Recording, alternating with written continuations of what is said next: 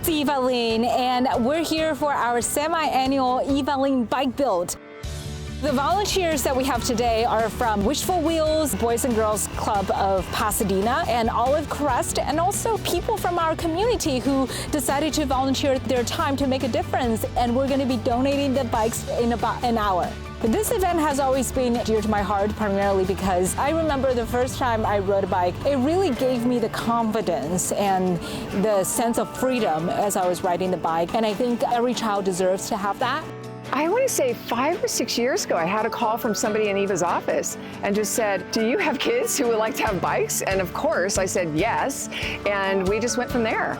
We're thanking EVA LIN and the team for the partnership that we've had for now a number of years, and we're just really excited to see the kids riding off on their new bikes.